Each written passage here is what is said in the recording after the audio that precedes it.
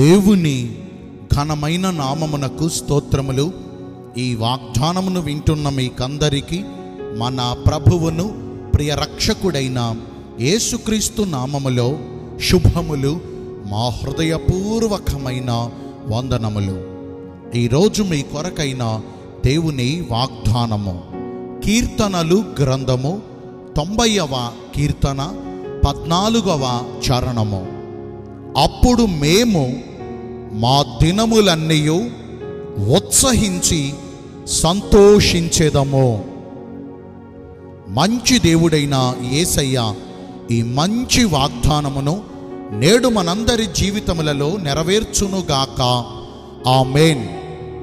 ఈ వాగ్దానాన్ని మనము పరిశీలిస్తే మనందరి జీవితాలలో మనము ఎదుర్కొంటున్న ప్రతికూల పరిస్థితులన్నిటిలో నుండి, వ్యతిరేకకరమైన పరిస్థితులన్నిటిలో నుండి, దుఃఖకరమైన పరిస్థితులలో నుండి, బాధాకరమైన వేదన పూరితమైన పరిస్థితులలో నుండి ప్రభు మనందరినీ విడిపించి ఈరోజు మొదలుకొని మన దినములన్నీ కూడా ఉత్సాహముతోనూ సంతోషముతోనూ గడుపు దినములను, గడుపు సంవత్సరములను ఆయన మనకు ప్రసాదిస్తానని ఈరోజు వాగ్దానము ద్వారా మనందరినీ బలపరుస్తున్నారు. అయితే మరి ఈ వాగ్దానం మనందరి పట్ల నెరవేర్చబడాలంటే ఆ పై వచనాన్ని, ఆ పై మాటను మనము పరిశీలిస్తే, అందరి పైన ఉదయముననే, దిన ప్రారంభములలోనే వారు లేచుట మొదలై దేవుని కృప వారిపైన కుమ్మరించబడుతుందో, ఎందరైతే ప్రారంభములోనే దేవుని కృపను ఎదుర్కొంటారో, అంటే ఎవరైతే ఆయన కృపతో నింపబడతారో, ఎందరిపైన ఆయన కృప కప్పబడుతుందో, అట్టి వారందరి జీవితాలలో కూడా వారికున్న బంధకాలన్నిటి నుంచి విడిపించబడి, వారికున్న తెగుళ్ళ నుంచి స్వస్థత పొంది, వారికున్న సమస్యలన్నిటికీ పరిష్కారమును పొందుకుని గొప్ప ధన్యకరమైన జీవితమును వారు అనుభవిస్తారు. వారి దుఃఖ దినములన్నీ కూడా సమాప్తము చేయబడి, ఇక దుఃఖమైనను, ఇక వేదన అయినను, ఇక ఏడ్పైనను వారికి లేకుండా ఆయనే వారి పక్షమందు వారితో కూడా నివాసమును చేసి, వారి నోటి నిండా నవ్వును ప్రసాదించి, ప్రహర్షించు పెదవులను ఆయన వారికి అనుగ్రహిస్తారు.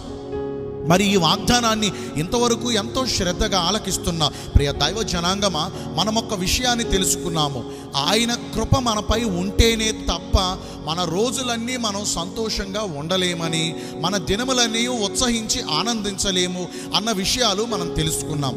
మరి దేవుని కృప విడువక, ఎడబాయక ఉన్నతమైన తన కృపను దేవుడు మనందరిపైన కుమ్మరించాలంటే మనము ఎలాగున ప్రవర్తించాలి? మొదటిగా యెహోవా దేవుని యందు భయభక్తులు కలిగి ఆయన మార్గములలో నడుచుకోవాలి. మన స్వబుద్ధిపై ఆధారపడకూడదండి. మనకు నచ్చినట్టల్లా చేసుకుని వెళ్ళిపోకూడదు. మన స్వనీతిపై అస్సలే ఆనుకోకూడదు. ఎవని మనసు ఆయన మీద ఆనుకుంటుందో వానినే దేవుడు పూర్ణ శాంతి గలవానిగా చేస్తారు. నరుల ఎదుట ఆయనను ఆశ్రయించు వారి నిమిత్తము ఆయన సిద్ధపరిచిన మేలు ఎంతో గొప్పదని కీర్తనాకారుడు సెలవిస్తున్నాడు.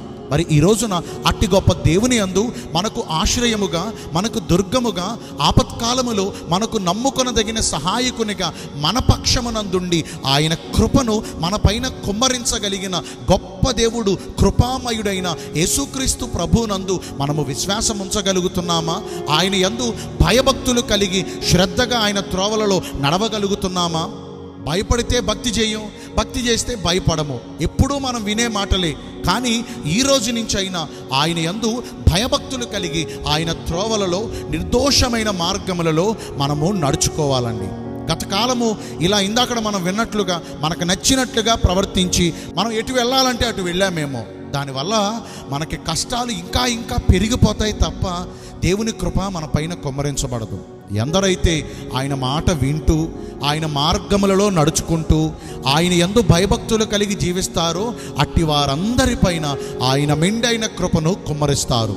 చూడండి, భూమి కంటే ఆకాశము ఎంత ఉన్నతముగా ఉన్నదో, యెహోవా యందు భయభక్తులు కలిగిన వారందరి ఎడల ఆయన కృప అంత అధికముగా, అంత హెచ్చైనటువంటి దేవుని కృపను కుమ్మరిస్తారు.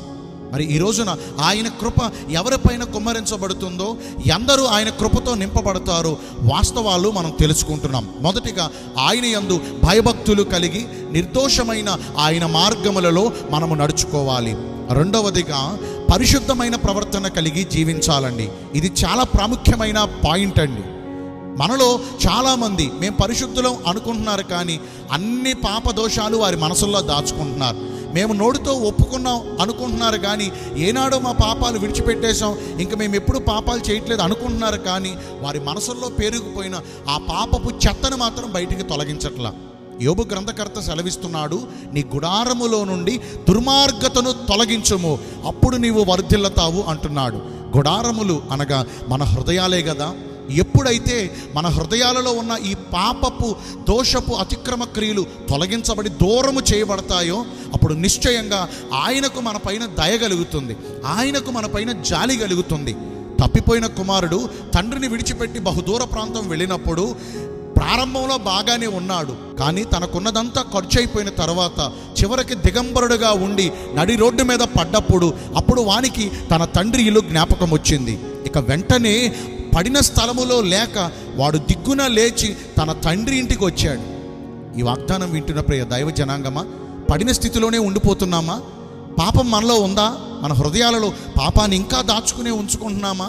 ఈ రోజు నుంచి అయినా, ఈ వాగ్దానం విన్న తర్వాత అయినా యెహోవా యందు భయభక్తులు కలిగి నిర్దోషమైన మార్గములలో నడుచుకొనుచు మన హృదయాలలో పేరుకుపోయిన పాప దోష అతిక్రమ క్రియలన్నిటినీ విడిచిపెట్టి శుద్ధ హృదయమును కలిగిన వారమై పరిశుద్ధమైన ప్రవర్తనతో జీవించగలిగితే నిశ్చయంగా ఆయన కృప మనందరిపైన మెండుగా కుమ్మరించి మన దినములన్నీ కూడా ఉత్సహించి సంతోషించే గొప్ప భాగ్యమును ప్రభు మనకి ప్రసాదిస్తారు.